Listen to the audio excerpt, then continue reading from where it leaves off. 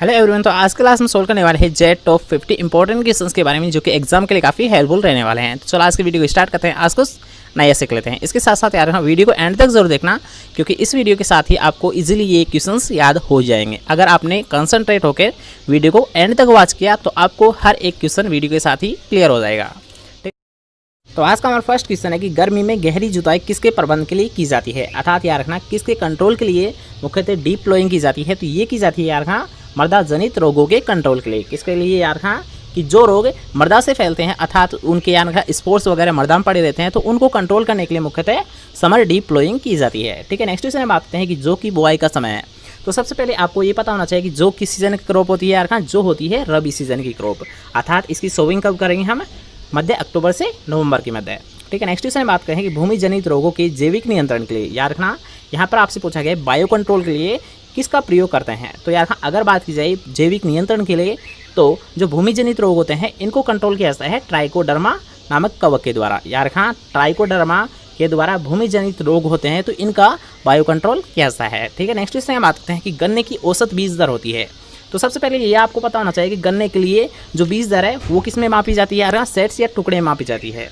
किसमें यानी मापी जाती है यार, सेट्स या फिर टुकड़ों में इसको मापी जाती है। अब बात करते हैं यानी कितने टुकड़े लिए जाते हैं प्रति हेक्टेयर के अकॉर्डिंग, तो ये लिए जाते हैं यार 40 से 50 हज़ार टुकड़े प्रति हेक्टेयर। याद रखना कि यहाँ पर आपसे पूछा गया है कि बीज दर कितनी होती है, तो 40 से 50 हज़ार टुकड़े प्रति हेक्टेयर। ठीक है, नेक्स्ट क्वेश्चन हम बात करते हैं हमारे देश में कुल राज्य कृषि विश्वविद्यालयों की संख्या को चिन्हित कीजिए, अर्थात याद रखना कि हमारे टोटल देश में कितने राज्य कृषि विश्वविद्यालय, तो वो होते हैं यार 45। कितने होते हैं, 45। ठीक है, नेक्स्ट क्वेश्चन बात करते हैं कि मरु विकास। तो यार ये मरु विकास जो कि एक मोस्ट पॉपुलर वैरायटी होती है, किसकी होती है यार कपास की। किसकी होती है मरु विकास उन्नत किस्म, कपास की। ठीक है, नेक्स्ट क्वेश्चन बात करते हैं निम्न में से कौन सा पूर्ण जड़ परजीवी अर्थात यार कंप्लीट रूट पैरासाइट खरपतवार है। तो अगर आपको याद रखना कि एक हमने ट्रिक बताई थी कि क्लोज, तो याद रखना कि यहाँ पर पूछा गया है कि टोटल रूट पैरासाइट कौन है। तो याद रखना कि अगर आपसे पूछा है कि टोटल स्टेम पैरासाइट तो होता है कस्कुटा, अगर बात करते हैं सेमी स्टेम पैरासाइट तो होता है लोरेंथस, और अगर बात करते हैं टोटल रूट पैरासाइट तो क्या होता है यार ओरोबंकी। तो हमारा राइट आंसर कौन सा है यार ओरोबंकी यार टोटल रूट पैरासाइट होता है। ठीक है, नेक्स्ट क्वेश्चन की बात करते हैं कि उर्वरक स्तर के पोटेशियम सल्फेट में पोटास की न्यूनतम प्रतिशतता होती है, अर्थात आपको एक न्यूट्रिएंट दे रखा है, अर्थात पोटेशियम सल्फेट में पोटास की मात्रा कितनी होती है। तो याद रखना ये होती है 50%। याद रखना अगर बात की जाए पोटेशियम सल्फेट की तो इसमें पोटास होता है 50%, लेकिन इसके साथ साथ आपको ये भी याद रखना है कि अगर आपको क्वेश्चन में ये पूछा जाता है कि म्यूरेट ऑफ पोटास अर्थात याद रखना सबसे ज़्यादा जो पोटास होता है ये किस में पाया जाता है, तो ये पाया जाता है याद रखना म्यूरेट ऑफ पोटास में, और कितना होता है 60%। कितना होता है 60%। ठीक है, नेक्स्ट क्वेश्चन बात करते हैं कि केले के एक पौधे को प्रति वर्ष नाइट्रोजन की आवश्यकता है। यार कि केले को जो पौधा होता है तो इसको प्रति हेक्टर प्रति वर्ष कितना नाइट्रोजन की आवश्यकता होती है। तो इसका ऑप्शन आप पहले देख लीजिए, तो इसके अकॉर्डिंग राइट आंसर कौन सा होगा यार 250 ग्राम, अर्थात यार जो केला होता है तो उसे प्रति वर्ष 250 ग्राम नाइट्रोजन की आवश्यकता होती है। ठीक है, नेक्स्ट क्वेश्चन उससे पहले अगर आपको वीडियो पसंद आ रहा है तो आपको करना है वीडियो को एक लाइक, और चैनल को अभी तक सब्सक्राइब नहीं किया है तो चैनल को लीजिए सब्सक्राइब, और पास के बेल आइकन को जरूर दबा देना, जिससे जब भी हमारे कोई नई वीडियो अपलोड की जाए तो वो सबसे पहले आपको प्राप्त हो। ठीक है, नेक्स्ट क्वेश्चन हम बात करते हैं कि शालीमार बगीचा किस जगह पर है। तो यार अगर बात की जाए शालीमार बगीचा की तो ये स्थित होता है कश्मीर में। नेक्स्ट क्वेश्चन हम बात करते हैं कि केंद्रीय धान अनुसंधान संस्थान अर्थात जिसे आप CRRI के नाम से भी जानते हो, अर्थात सेंट्रल राइस रिसर्च इंस्टीट्यूट, तो ये स्थित होता है यार कटक में, और कटक कहाँ स्थित है, उड़ीसा में। ये नेक्स्ट क्वेश्चन जो कि यार एक मोस्ट इंपॉर्टेंट है, इसे आप वेरी इंपॉर्टेंट क्वेश्चन में आ सकते हो कि अगर आपसे पूछा जाए कि मक्का एवं गेहूं में सुधार कार्यक्रम के लिए सिमेट अंतर्राष्ट्रीय अनुसंधान केंद्र कहाँ स्थित है। याद रखना अगर बात की जाए सिमेट की, डायरेक्ट आपको ये क्वेश्चन याद रखना है सिमेट। याद रखना सिमेट, तो ये सिमेट पड़ता है मैक्सिको में। याद रखना सिमेट कहाँ स्थित है, मैक्सिको में। ठीक है, नेक्स्ट क्वेश्चन बात करते हैं कि समन्वित बीज प्रबंधन के मुख्य अवयवों में सम्मिलित होती है। तो सबसे पहले यार कि जो समन्वित बीज प्रबंधन की अगर बात की जाए, या फिर बात की जाए इंटीग्रेटेड पेस्ट मैनेजमेंट की, या फिर आपसे पूछा है कि इंटीग्रेटेड वीड मैनेजमेंट की, तो यार ये जो इंटीग्रेटेड है तो इसमें सभी अवयवों को इंक्लूड किया जाता है, और इस संपूर्ण क्रिया को याद रखना कि मान लीजिए आप कृषिगत भौतिक यांत्रिक नियंत्रण कर रहे हो, तो इन संपूर्ण क्रिया को ही किस नाम से जाना जाता है, इंटीग्रेटेड के नाम से जाना जाता है। तो इसके अकॉर्डिंग आप देख सकते हो कि समन्वित बीज प्रबंधन के मुख्य अवयवों को सम्मिलित है। तो यार इसमें सम्मिलित होते हैं कृषिगत भौतिक यांत्रिक नियंत्रण, जैविक और रासायनिक नियंत्रण, कीटों का निरीक्षण एवं सर्वेक्षण। तो यार ये तीनों ऑप्शंस है ये समन्वित बीज प्रबंधन के अंतर्गत रखे जाते हैं। ठीक है, नेक्स्ट क्वेश्चन बात करते हैं कि मेटासिस्टोक किस प्रकार का कीटनाशी है, अर्थात यार जो मेटासिस्टोकोसा है ये कीट पर किस प्रकार से अपना प्रभाव दर्शाता है। तो यार ये होता है एक संसर्ग जहर। ठीक है, नेक्स्ट क्वेश्चन बात करते हैं कि धान में दाना व भूसा का कितना अनुपात होता है। तो यार इसके अगर बात की जाए रेशियो की दाना और भूसा, तो ये पाया जाता है यार 2:1। यार किस रेशियो में पाया जाता है धान में दाना और भूसा, ये होता है 2:1। ठीक है, नेक्स्ट क्वेश्चन बात करते हैं किस प्रदेश में गेहूं का सर्वाधिक क्षेत्रफल है। तो यार अगर बात की जाए सर्वाधिक क्षेत्रफल की, तो गेहूं का सर्वाधिक क्षेत्रफल होता है उत्तर प्रदेश में। ठीक है, नेक्स्ट क्वेश्चन बात करते हैं कि गेहूं, मक्का, जई, ज्वार में अधिक मात्रा में क्या पाया जाता है। तो यार जितने भी जो सीरियल्स क्रॉप है इनमें सबसे ज़्यादा पाया जाता है कार्बोहाइड्रेट। क्या पाया जाता है सबसे ज़्यादा कार्बोहाइड्रेट। ठीक है, नेक्स्ट क्वेश्चन क्या बात करते हैं कि विश्व में सर्वाधिक संकर धान का क्षेत्रफल किस देश में है। तो आपको पता होगा कि संकर धान अर्थात इसकी सबसे पहले तो खोज किसने की, जो संकर धान है इसकी खोज की गई थी युआन लोंग पिंग के द्वारा। ठीक है, और अगर बात की जाए यार सर्वाधिक क्षेत्रफल किस देश में है, यार देश के बारे में यहाँ पर पूछा गया है, तो सबसे ज़्यादा जो क्षेत्रफल होता है संकर धान का ये होता है चाइना में। ठीक है, नेक्स्ट क्वेश्चन बात करते हैं कि पूसा पर्पल लौंग किस में है। तो यार ये होती है एक बैंगन की मोस्ट पॉपुलर वेराइटी है। यार कई बार आपसे एग्जाम में ये क्वेश्चन पूछा गया है कि अगर आपसे पूछा है कि पूसा पर्पल लौंग किस में किसकी है, तो ये होती है यार बैंगन की। ठीक है, नेक्स्ट क्वेश्चन बात करते हैं कि तंबाकू के उत्पादन में दुनिया के देशों में भारत का कौन सा स्थान है। यार तंबाकू के उत्पादन में बताना है और आपको पूरे वर्ल्ड में बताना है भारत का कौन सा स्थान है। तो भारत के अगर स्थान की बात की जाए तंबाकू के उत्पादन में, तो इसका सेकंड स्थान होता है। कौन सा स्थान होता है, सेकंड स्थान होता है। ठीक है, नेक्स्ट क्वेश्चन बात करते हैं कि पाइराइट जो कि याद रखें एक उर्वरक होता है, पाइराइट्स अधिकतर किस प्रदेश में पाया जाता है। तो यार सबसे ज़्यादा जो पाइराइट है ये पाया जाएगा बिहार में। कहाँ पर पाया जाता है, बिहार में। ठीक है, नेक्स्ट क्वेश्चन बात करते हैं जो कि यार एक ही मोस्ट इंपॉर्टेंट क्वेश्चन है ये भी, कि अगर आपसे पूछा है कि नाबार्ड की स्थापना किस वर्ष में हुई थी। तो याद रखना नाबार्ड की स्थापना हुई थी 12 जुलाई 1982 को। याद रखना कि 12 जुलाई 1982 को नाबार्ड की स्थापना की गई थी।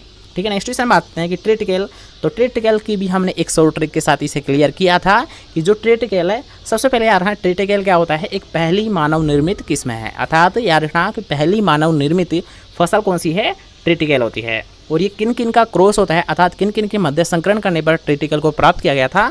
तो ये प्राप्त किया गया था यार गराती। कैसे याद रखोगे, गराती। ठीक है, अर्थात यार गेहूं इंटू राई करने पर ट्रिटिकल को प्राप्त किया गया था। यार कि गेहूं इंटू राई के क्रॉस करने पर ट्रिटिकल को प्राप्त किया गया था। ठीक है, क्वेश्चन क्लियर होगा। जैसे कि आप इस क्वेश्चन में देख सकते हो कि ट्रिटिकल का विकास गेहूं को किसके क्रॉस करके किया जाता है। तो गराती अर्थात यार गेहूं का क्रॉस किया गया था राई से, जब जाकर ट्रिटिकल को प्राप्त किया गया था। ठीक है, क्वेश्चन क्लियर हुआ। नेक्स्ट क्वेश्चन बात करते हैं कि विश्व में खाद्यान्न की सबसे महत्वपूर्ण फसल कौन सी है। तो यार अगर आपसे पूछा है विश्व में, तो पूरे वर्ल्ड में सबसे ज़्यादा अप्लाई करते हैं गेहूं को। ठीक है, और अगर बात की जाए यार हम भारत में, तो भारत में खाद्यान्न की सबसे महत्वपूर्ण फसल कौन सी है। तो यार भारत की अगर बात करते हैं तो भारत में सबसे महत्वपूर्ण फसल होती है चावल अर्थात धान। याद रखना कि अगर आपसे पूछा जाए वर्ल्ड में, तो वर्ल्ड में होता है गेहूँ, लेकिन अगर आपसे पूछा जाए भारत में, तो भारत में सबसे ज़्यादा अप्लाई किया जाता है धान को। ठीक है, क्वेश्चन क्लियर हुआ। नेक्स्ट क्वेश्चन में बात करते हैं कि पूसा सावनी। तो यार ये भी एक मोस्ट पॉपुलर वेराइटी है कि पूसा सावनी किस्म किसकी होती है। तो पूसा सावनी किस्म होती है भिंडी की। ठीक है, नेक्स्ट क्वेश्चन की बात करते हैं कि सोयाबीन को किस फसल के साथ इंटरक्रॉप अर्थात अंतः फसल के रूप में उगाया जाता है। तो यार अगर आपसे पूछा जाता है सोयाबीन को, तो सोयाबीन को इंटरक्रॉप के लिए लिया जाता है मक्का के साथ। यार जो मक्का फसल है तो इसी के साथ इंटरक्रॉप के रूप में सोयाबीन को ग्रो किया जाता है। ठीक है, क्वेश्चन क्लियर हुआ। नेक्स्ट क्वेश्चन में बात करते हैं कि मूंगफली में नाइट्रोजन तत्व के लिए अमोनियम सल्फेट खाद को महत्व दिया जाता है क्योंकि इससे फसल को मिलता है। तो सबसे पहले आप देख लीजिए कि मूंगफली को नाइट्रोजन तत्व के लिए दिया जा रहा है अमोनियम सल्फेट। तो आपको नाम से स्पष्ट हो रहा है कि अमोनियम सल्फेट अर्थात यार इसमें नाइट्रोजन के साथ साथ सल्फर कंटेंट मिलता है, इसलिए यार इसको सबसे ज़्यादा रिकमेंडेशन किया जाता है। अर्थात यार क्यों दिया जाता है, क्योंकि जो अमोनियम सल्फेट है इसमें नाइट्रोजन के अलावा सल्फर अर्थात गंधक मिलता है, इसलिए इसको सबसे ज़्यादा मूंगफली में अप्लाई किया जाता है। ठीक है, नेक्स्ट क्वेश्चन में बात करते हैं कि अंधी गुड़ाई अर्थात ब्लाइंड होइंग केवल संभव है। तो सबसे पहले यार कि अंधी गुड़ाई होती क्या है। तो यार अंधी गुड़ाई होती है फसल की बुआई से पहले, फसल की बुआई के बाद और अंकुरण से पहले। याद रखना कि बुआई के तो बाद, लेकिन फसल का अंकुरण नहीं हो उससे पहले जुताई करना क्या कहलाता है, ब्लाइंड होइंग कहलाता है। याद रखना कि यानी जो बुआई के बाद और फसल के अंकुरण से पहले जो जुताई की जाती है उसे ही ब्लाइंड होइंग के नाम से जाना जाता है। और ये क्रिया मुख्यतः की जाती है यार रखना गन्ने में। किसमें की जाती है ब्लाइंड होइंग क्रिया, गन्ने में। ठीक है, क्वेश्चन क्लियर हुआ। नेक्स्ट क्वेश्चन क्या बात करते हैं कि इंटर कल्टिवेशन अर्थात अंतः जुताई का मुख्य उद्देश्य क्या होता है। तो याद रखना कि अंतः जुताई, तो इसका मुख्य उद्देश्य होता है यार खरपतवार नियंत्रण। ठीक है, नेक्स्ट क्वेश्चन बात करते हैं कि अमरबेल परजीवी है। तो आपको पता होगा कि जो अमरबेल होती है ये होता है root parasite, sorry plant stem parasite होता है। अमरबेल क्या होता है, एक प्लांट स्टेम पैरासाइट होता है और मुख्यतः किसका होता है, ये रेंजगा का प्लांट पैरासाइट होता है। यार रखना कि अगर आपसे पूछा जाए कि अमरबेल क्या होता है तो यार एक स्टेम पैरासाइट होता है, और अगर बात की जाए किस फसल का तो ये होता है रेंजगा का। ठीक है, नेक्स्ट से हम बात करते हैं कि सांवा घास नाम का खरपतवार अधिकतर पाया जाता है। तो आपको पता होगा कि जो सांवा घास है ये पाया जाता है सबसे ज़्यादा धान में। यार हाँ एक प्रमुख खरपतवार है, कई बार आपसे इससे क्वेश्चन पूछा गया है कि जो सांवा घास है ये सबसे ज़्यादा किस में लगता है, तो ये लगता है सबसे ज़्यादा धान फसल में। ठीक है, नेक्स्ट क्वेश्चन में बात करते हैं। ठीक है, नेक्स्ट क्वेश्चन में बात करते हैं कि भारत में अनाज की फसलों में सबसे अधिक क्षेत्रफल और उत्पादन किस फसल का होता है। तो यार सबसे अधिक क्षेत्रफल और उत्पादन पर धान फसल को ग्रो किया जाता है। ठीक है, नेक्स्ट क्वेश्चन में बात करते हैं जो कि यार एक मोस्ट इंपॉर्टेंट क्वेश्चन है कि अगर आपसे पूछा जाए कि ज्वार के पौधे में हाइड्रोसाइनिक अम्ल की अधिक मात्रा पाई जाती है। ये क्वेश्चन आप ऐसे सोल्व कर सकते हो कि अगर आपको ये पता होगा कि ज्वार में जो हाइड्रोसाइनिक अम्ल है ये कहाँ पर बनता है, तो ये बनता है यार कहाँ, पत्तियों में। अर्थात यार इसकी अधिक मात्रा भी कहाँ पर पाई जाएगी, पत्तियों में ही पाई जाएगी। इसके साथ साथ आपको याद रखना है कि अगर मान लीजिए ज्वार का कच्चा पौधा है अर्थात हरा पौधा है, तो इसका अगर ज़्यादा चारे के रूप में पशुओं के लिए प्रयोग किया जाता है तो उनके लिए एक टॉक्सिक सब्सटेंस का कार्य करता है। इसलिए यार कच्ची अवस्था में इसे ज़्यादा पशुओं को नहीं खिलाना चाहिए। नेक्स्ट क्वेश्चन है, उससे पहले अगर आपको वीडियो पसंद आ रहा है तो आपको करना है वीडियो को एक लाइक, और चैनल को अभी तक सब्सक्राइब नहीं किया है तो चैनल को लीजिए सब्सक्राइब, जिससे कि आपको हर एक वीडियो हमारी मिलती रहे। ठीक है, नेक्स्ट क्वेश्चन में बात करते हैं किस खरपतवार नाशी का प्रयोग रेंजगे में अमरबेल को नष्ट करने के लिए किया जाता है। जैसे कि हमने अभी सोल्व किया था कि अगर बात की जाए अमरबेल की तो ये किसका पैरासाइट होता है, यार कहाँ रेंजगे का प्लांट पैरासाइट होता है। और अगर बात करते हैं इसके कंट्रोल के लिए, यार कहाँ कई बार आपसे ये क्वेश्चन एग्जाम में पूछा गया है कि अगर आपसे पूछा है कि रेंजगे में जो अमरबेल होता है तो इसका कंट्रोल के लिए किसको अप्लाई किया जाता है, तो इसके कंट्रोल के लिए अप्लाई करते हैं पैराक्वाट का। यार कहाँ पैराक्वाट के द्वारा अमरबेल को आसानी से कंट्रोल किया जा सकता है। ठीक है, नेक्स्ट से हम बात करते हैं कि गेहूं में लूज मट रोग की रोकथाम के लिए बीज को उपचारित करना चाहिए। अर्थात यार कहाँ लूज मट की आपको कंट्रोल करना है तो आप सीड ट्रीटमेंट किसके द्वारा करोगे, तो यार कहाँ सीड ट्रीटमेंट किया जाता है वीटावेक्स के द्वारा। यार कहाँ कि अगर आपसे पूछा है कि लूज स्मट, तो यार कहाँ लूज स्मट को कंट्रोल करने के लिए सीड ट्रीटमेंट किया जाता है वीटावेक्स के द्वारा। ठीक है, नेक्स्ट क्वेश्चन में बात करते हैं कि टमाटर का पर्ण कुंचन रोग। तो आपको पता होगा जो लीफ कर्ल होता है ये किसके द्वारा फैलता है, यार लीफ कर्ल वायरस के द्वारा फैलता है। किसके द्वारा फैलता है, वायरस के द्वारा। नेक्स्ट क्वेश्चन है कि निम्नलिखित में से कौन सी सब्जी की फसल द्विवर्षीय है। यार कहाँ अगर बात की जाए द्विवर्षीय फसल की तो कौन सी होती है, गाजर होती है। क्योंकि अगर मान लीजिए कि गाजर का सीड प्रोडक्शन के लिए उत्पादन लिया जाता है तो उस समय याद रखना ये होती है एक द्विवर्षीय फसल। अर्थात याद रखना कि गाजर से सीड प्रोडक्शन आपको करना है तो उस समय याद रखना गाजर क्या होती है, एक द्विवर्षीय फसल होती है। ठीक है, नेक्स्ट क्वेश्चन में बात करते हैं गुलाब का ओरिजिन प्लेस कौन सा होता है, तो यार हाँ गुलाब का ओरिजिन प्लेस होता है चाइना।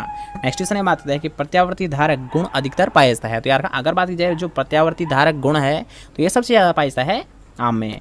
ठीक है, नेक्स्ट क्वेश्चन में बात करते हैं बरसीम लगाने का सबसे अच्छा समय कौन सा होता है। तो आपको पता होगा कि जो बरसीम होती है रेंजगा और बरसीम होते हैं ये क्या होते हैं, रबी फसल होती है। तो अगर बात करते हैं इनके अच्छा लगाने का अर्थात सोविंग इनकी कब की जाती है, तो इनकी सोविंग की जाएगी अक्टूबर से नवंबर के मध्य। ठीक है, नेक्स्ट क्वेश्चन में बात करते हैं जिप्सम किस प्रकार की भूमि को सुधारने के लिए प्रयोग किया जाता है। तो यार अगर आपसे पूछा है कि जिप्सम, तो जिप्सम का प्रयोग किया जाता है यार क्षारीय जो मृदा होती है तो इनको सुधारने के लिए। यहाँ पर अगर आपसे ये क्वेश्चन पूछा था कि अम्लीय मृदा होती है तो इनको सुधारने के लिए किसका प्रयोग किया जाता है, तो जो अम्लीय मृदा होती है तो इनको सुधारने के लिए मुख्यतः यार चूना का प्रयोग किया जाता है। लेकिन अगर आपसे पूछा है कि जिप्सम का प्रयोग, तो यार जिप्सम का प्रयोग किया जाता है सारे मृदा को सुधारने के लिए। ठीक है, नेक्स्ट क्वेश्चन में बात करते हैं कि चना में फली छेदक कीट की रोकथाम के लिए छिड़काव करना चाहिए। तो यार सबसे पहले इससे यही क्वेश्चन बनता है कि जो चना होता है तो इसका मुख्य कीट कौन सा होता है। तो यार अगर पूछा जाए कि चने का मुख्य कीट, तो चने का मुख्य कीट होता है पोड बोरर। अब बात करते हैं यार इसके कंट्रोल किसके द्वारा किया जाता है, तो इसका कंट्रोल किया जाता है एंडोसल्फान के द्वारा। यार जो पोड बोरर होता है जो कि मेन इंसेक्ट होता है ग्राम का, तो इसका कंट्रोल किया जाता है एंडोसल्फान के द्वारा। ठीक है, नेक्स्ट से हम आते हैं निम्नलिखित में से फसलों में कौन सी स्वपरागित फसल है। अर्थात यार सेल्फ पोलिनेटेड कौन सी फसल है, तो आप ऑप्शंस देख सकते हो कि अगर बात की जाए यार सेल्फ पोलिनेशन क्रॉप की तो कौन सी होती है, गेहूँ फसल। यार गेहूँ एक सेल्फ पोलिनेटेड क्रॉप होती है। ठीक है, नेक्स्ट से हम बात करते हैं, याद रखना कि इसको आपको विशेष ध्यान रखना है क्योंकि इसमें आप कंफ्यूजन हो सकते हो कि डॉक्टर एम.एस. स्वामीनाथन का संबंध है। तो यार डॉक्टर एम.एस. स्वामीनाथन क्या थे, एक इंडियन जेनेटिक्स थे। याद रखना कि अगर बात करते हैं डॉक्टर एम.एस. स्वामीनाथन की, तो doctor doctor M S Swaminathan थे आनुवांशिकी से संबंधित। याद रखना कि डॉक्टर एम एस स्वामीनाथन किससे संबंधित थे? आनुवांशिकी से। ठीक है, नेक्स्ट हम बात करते हैं कि पौधे में प्रकाश संश्लेषण की क्रिया सबसे तेज किस में होती है? तो यार हाँ, अगर जो सूर्य की किरणें हैं वो आएगी लाल प्रकाश। यार हाँ कि जब सूर्य का लाल प्रकाश पड़ता है तब यार हाँ जो प्रकाश संश्लेषण क्रिया है ये सबसे तेज होगी। ठीक है, नेक्स्ट से हम बात करते हैं कि फॉस्फोरस की कमी से पौधे की पत्तियों में कौन से लक्षण दिखाई देते हैं? तो याद रखना ये एक मुख्य लक्षण है। फास्फोरस की कमी जब भी होगी तो उसकी पत्तियों में याद रखना बैंगनी कलर के धब्बे दिखाई देंगे। याद रखना कि एक मुख्य लक्षण है फास्फोरस की कमी का क्या होता है? याद रखना कि अगर फास्फोरस की कमी होती है तो पत्तियों में याद रखना बैंगनी कलर के धब्बे दिखाई देते हैं। ठीक है, नेक्स्ट से हम बात करते हैं कि संतुलित खाद का प्रयोग कैसा है? तो संतुलित खाद क्यों प्रयोग कैसा है? इसका मुख्य उद्देश्य क्या होता है? इसके मुख्य फंक्शन क्या होते हैं? तो इसके मुख्य फंक्शन होते हैं उत्पादन बढ़ाने के लिए। ठीक है, नेक्स्ट है कि बीज की गुणवत्ता बनाने के लिए, ये भी राइट आंसर है। नेक्स्ट करते हैं कि भूमि की उत्पादकता बनाए रखने के लिए। हाँ, यानी इसमें उपयुक्त सभी के लिए यार खां संतुलित खाद का प्रयोग किया जाता है। क्योंकि अगर बात करते हैं यार खां संतुलित खाद के प्रयोग की तो संतुलित खाद से यार खां उत्पादन भी बढ़ेगा, बीज की गुणवत्ता में भी सुधार होगा और जो भूमि की उर्वरता है तो उसमें भी सुधार होगा। ठीक है, नेक्स्ट से हम बात करते हैं कि निम्नलिखित में से सोयाबीन फसल का कौन सा तना छेदक कीट है? तो यार अगर पूछा जाए आपसे सोयाबीन का तो इसका मुख्य इंसेक्ट होता है अर्थात वो होता है गड़ल बिट्टल। यार जो सोयाबीन का मुख्य इंसेक्ट होता है जो कि तने को डैमेज करता है वो कौन सा होता है? गड़ल बिट्टल होता है।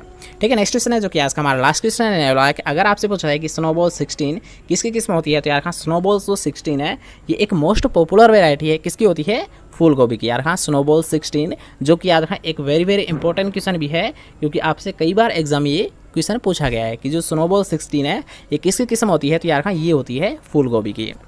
तो आज के लिए बस इतना ही। कैसा लगा आज का वीडियो कमेंट करके जरूर बताएं और अगर आपको वीडियो पसंद आया हो तो आपको करना है वीडियो को एक लाइक, इस वीडियो को कर दो ज़्यादा से ज़्यादा शेयर और चैनल को अभी तक सब्सक्राइब नहीं किया है तो चैनल को लीजिए सब्सक्राइब। मिलता है कोई नेक्स्ट इंपॉर्टेंट टॉपिक। तब तक लीजिए जय हिंद, जय Bharat, bye bye, take care.